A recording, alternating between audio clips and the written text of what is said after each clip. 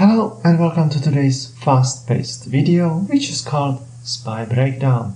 We got the resolution to the rising wedge that I was covering in Friday's video.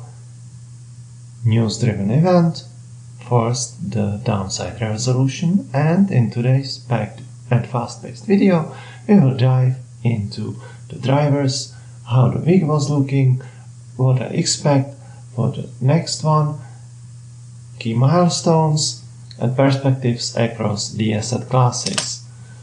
It will be packed right from the start to the end, and you know pretty well what I do on my site and the rich Twitter feed, and so much that is behind the scenes reserved for clients. Let's start as almost always with yields. We saw quite an upswing on Friday, because on one hand non-farm payrolls did undershoot, on the other hand unemployment as such had been improving, but the hourly earnings had been coming really on the outside. Did the reciprocal tariff threat boost yields further? Did University of Michigan inflation expectations hike them even further? Not really. They were not rising since the non-farm payrolls hit the wires throughout the day on the short end. This is how the rate cutting perspectives had been changing. This is CME watch tool, and we can see how dramatically throughout the week rates expectations for no cut had been moving towards rates staying the same, from 33% going all the way to almost 48%, which is a dramatic shift. This is again for June. So we had seen markets pricing in higher for longer because the Fed sees inflation data as well as I do. Seeing next what it had done with the US dollar. Of course, rising yields are positive for the world reserve currency, and we saw it shift dramatically higher on a daily basis. So what was it driven by?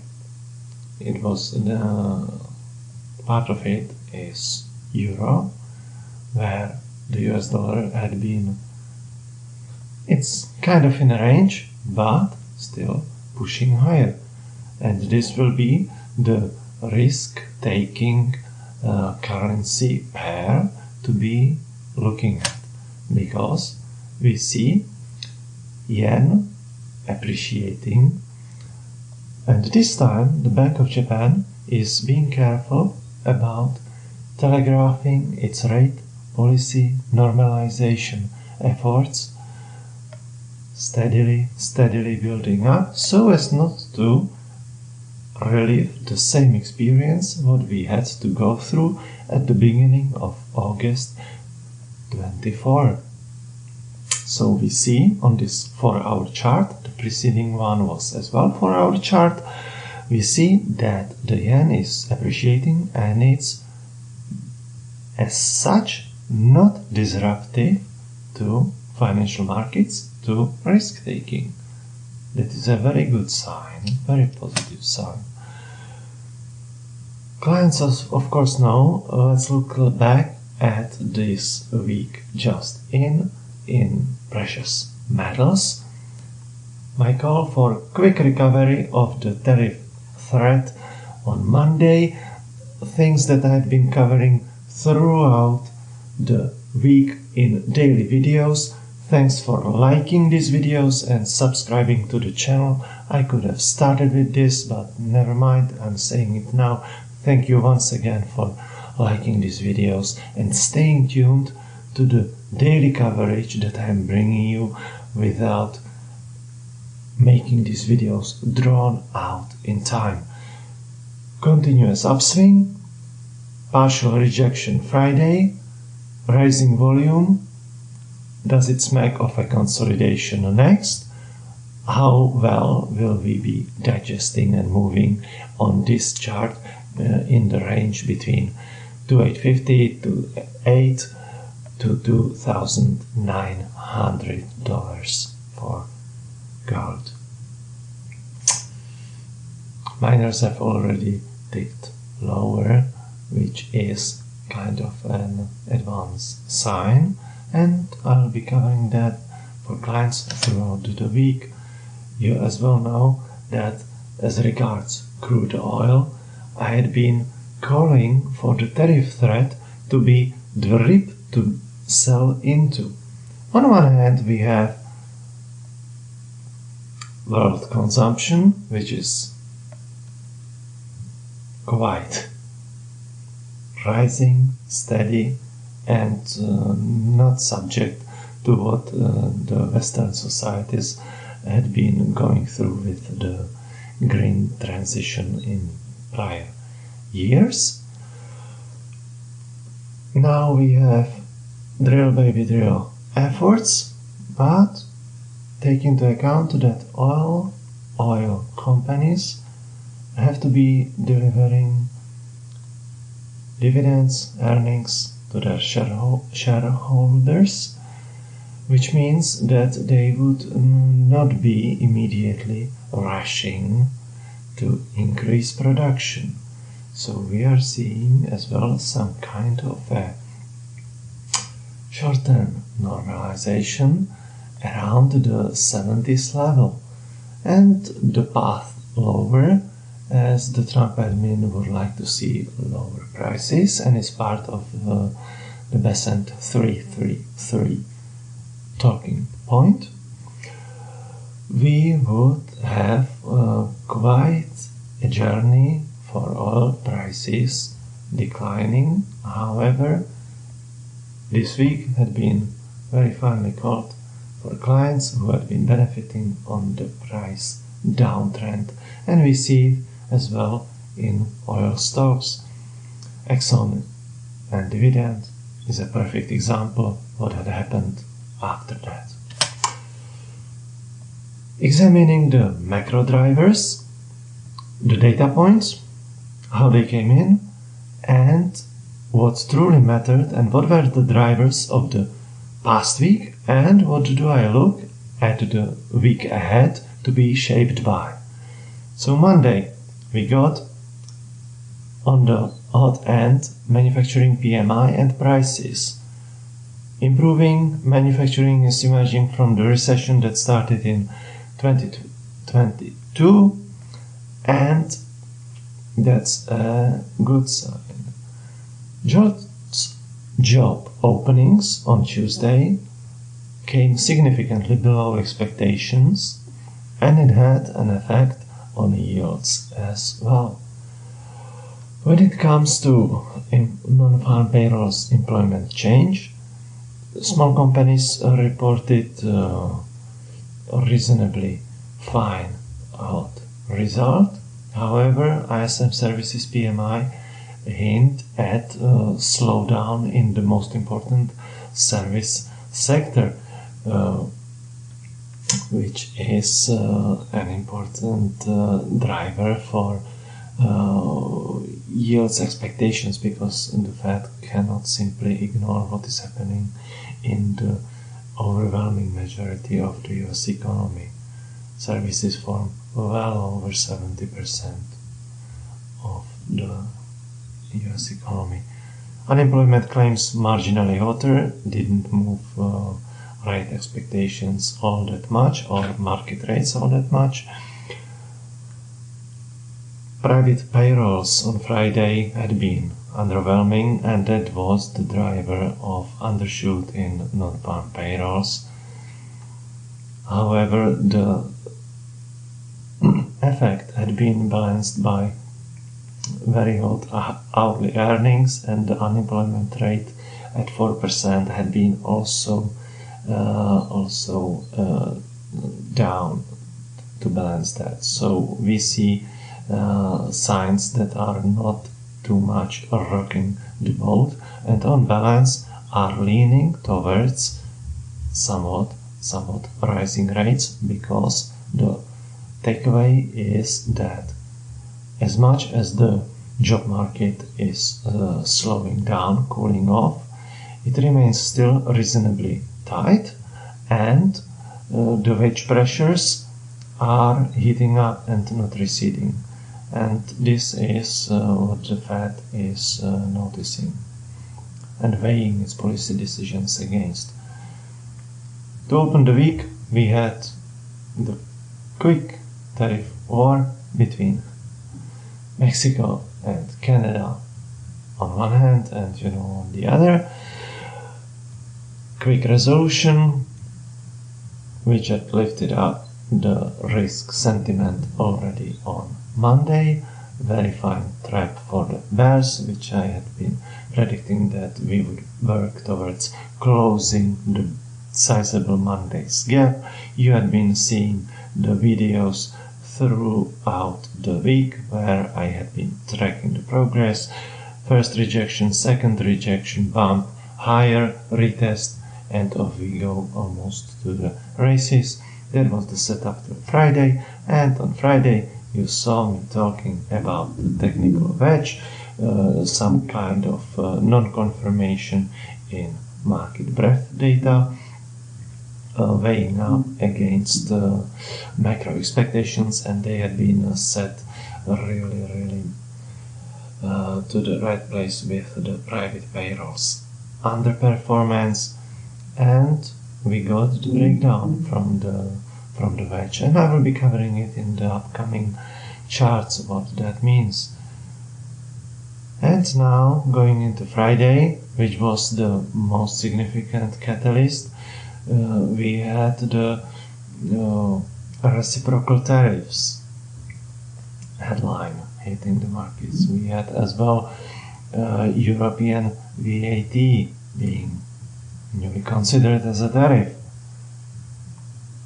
So we have a negotiating position being introduced right before the weekend, and a risk of another gap significant on Monday, which quite rhymes well with two preceding weekends.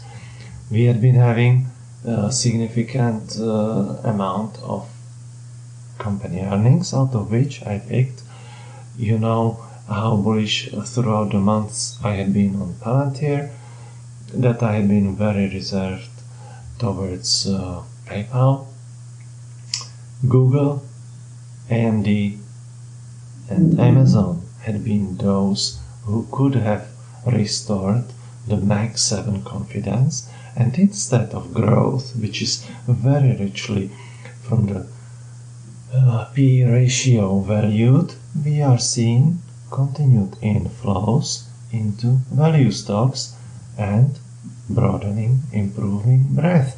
I will be covering that further on and illustrating that with charts. The purpose why I'm saying it right now is to sum up the macro data before jumping into the charts. And Snapchat had been a nice indicator for what Meta would be doing, and Meta, the open source winner of AI space, had been on it here.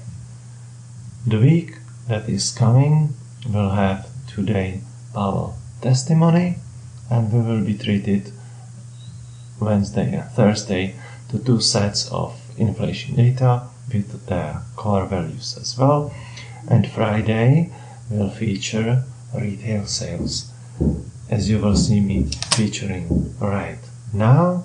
I would be as well talking about consumer discretionaries, which took a sizable hit, and it's tied into the rising inflation expectations that I had talked that have been the pre-tariff headline driver of the S&P 500 swing lower and then stabilization in intraday terms. So such was the setup Friday morning before the opening bell, roughly 2 hours, as I always record these videos well before the opening bell for you, and the weekday ones are around 5, 6, 7, 8 minutes maximum. That's my goal. Thanks again for liking them and subscribing to the channel to keep your finger on the market pulse. So we got the rising wedge and technical resolution. This was the chart for hour 1 of S&P 500 that I had posted more than an hour before the closing bell on Friday. Let's compare the volume on the sizable red candle and the budding stabilization, which had since improved in the body of the final candle being shorter on the red side than this chart shows. However, it had not returned yet above that key level of 6,060s, low 6,060s, which had been, which is, in my view, the most important level that is the demarcation line between bullish and bearish, between the consolidation some more or push higher continuing. We see as well the short-term momentum kind of waning, which is not boding well, all that well, technically speaking, for Monday. But we will see how it goes based on the weekend trading sessions for CFD contracts and crypto space. Friday. Is this a panicky jump or more in line with preceding Friday? Will we see a similar spike in weeks when it comes to Monday's open? I have an opinion and I will share it in the upcoming daily analytics, the article that I write, and will be very clear for clients what I think. Let's dive into this weekly chart of S&P 500. Market breadth is slowly deteriorating, which is what I had been cautioning you against 1 week ago in the prior week's extensive weekend video. Now we have kind of a bullish flag. Does it look to you like that? Can it be so? Are we seeing notable buying interest? These are all very valid questions, and let's help with gleaning the clues from this daily perspective of market breadth. Noticeable deterioration. Friday is that a reading that could be associated or pretty near to local bottoms? Another very valid question that I will be answering for clients. And now the leading sectors. The one in brackets, communications, is not shown, but it's among the best performing ones, closely tracking financials. And that ties into the theme of tech being on the underperforming side, and of me talking the high beta names, high beta sectors, such as Nasdaq, being under pressure in the current macro environment, and rising uncertainty, rising intraday volatility, where flashes and spikes of 30-50 points can be reached literally within minutes. The significant line that is clearly pointing lower after Friday is consumer discretionaries, because we see heating up consumer expectations of inflation down the road.